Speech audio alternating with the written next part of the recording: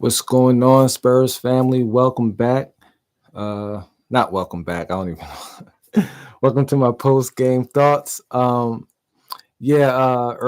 I didn't do my pregame prediction again. I apologize for that. I'm a nursing student, so I constantly study throughout most of the day. I don't have time to look at the injury reports and stuff like that to give my predictions. So I apologize for that. But I'm always here for the post game. I'm always here for the post game. And we lose to the Portland Trailblazers, 110 to 117. It was a good game for me. And as I said, you see the difference in how we play when Trey Jones in the lineup. He makes a big difference. And that's why we need a point guard that can back up Trey Jones. Because when he goes out, it, it, it's just it's we're not the same team. We're not the same team. I'm gonna go check his plus minuses. I'm gonna have to check his plus minus. His plus minus is plus 14. So when he's in a game, you know he's a game changer. He might not do it with the stats. You might not see it on the stat sheet, but his influence on the game it, uh, it's just phenomenal. He had 16. He had 10 assists. He didn't shoot the ball particularly well, but his impact on the game, how he plays defense, coming up with 3 steals.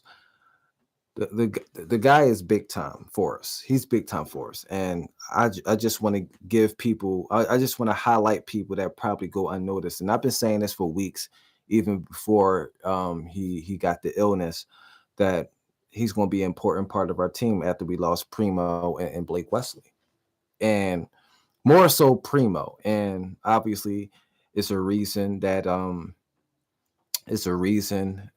he's not on our team, but the reason why I say mainly Primo because he's been here over a year. He knows the system. Whereas though Blake Wesley, he's a rookie, so who knows? But he did go. He did start the season really well. We just need a point guard that can do the things Trey Jones does and make it easier for everyone else.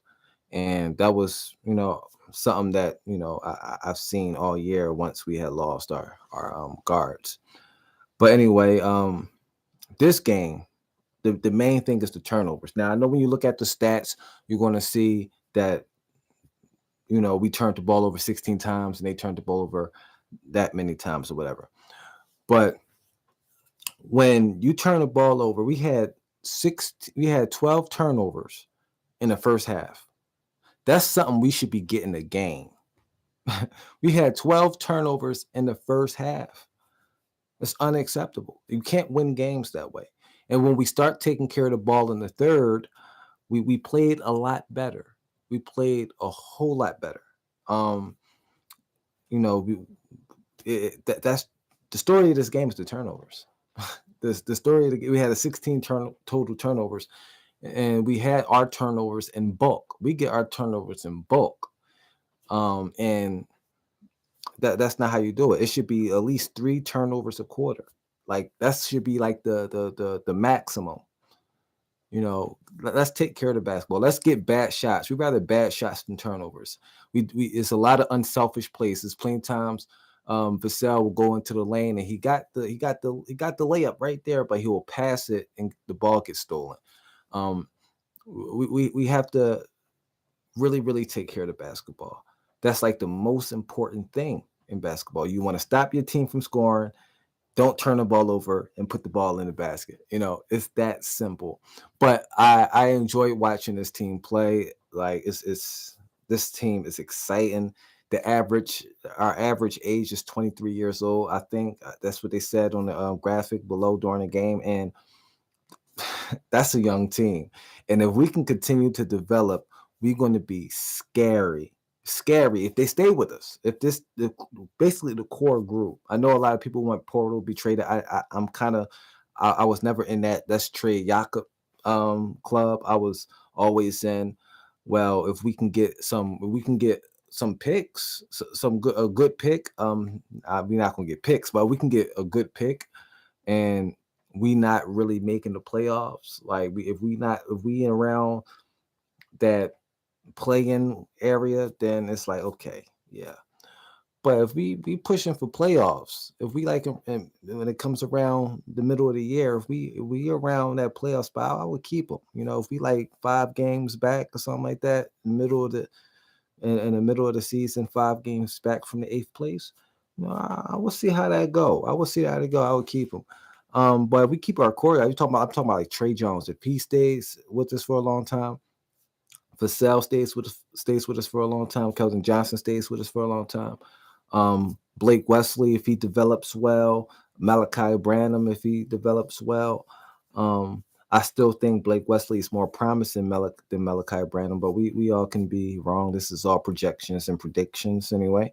I think we got a solid young team, and it's up to them basically this nucleus stand, mainly Vassell and Johnson and Jones. That's like they the main guys. If they stay, we'll have a solid team. So my player of the game is Jakob Pertl, shooting 82% from the field, 14 rebounds, 5 assists, so 1 block, and for 31 points. Also shooting 60% from the free throw line, which is really good for Jakob standards. Um, I just believe that he's underrated big. I think people undervalue Jakob Pertl. I think he's is big for us. He always been big for us. When I have my power rankings every week, he's been top 3 ever since the season started. So he's been consistently playing well for us. I know the league is transitioning to the big man who can shoot the 3, but it's still value. It's still value in Jakob Pertl. So there you have it. It's a disappointing loss, but again, like this is what is expected. We're not expecting to be winning every game. So it was an exciting start to the season, but yeah. So now we coming back home to earth a bit, but it's still you still see the growth within this team. You still see what we can potentially be if we continue to develop, and so you just love to see it. So as always, I'll be with y'all again for the next game. I don't know if I'm going to do my pregame prediction for that because it's a lot of studying, but I definitely will be back here for the post game thoughts. And yeah, go Spurs, go.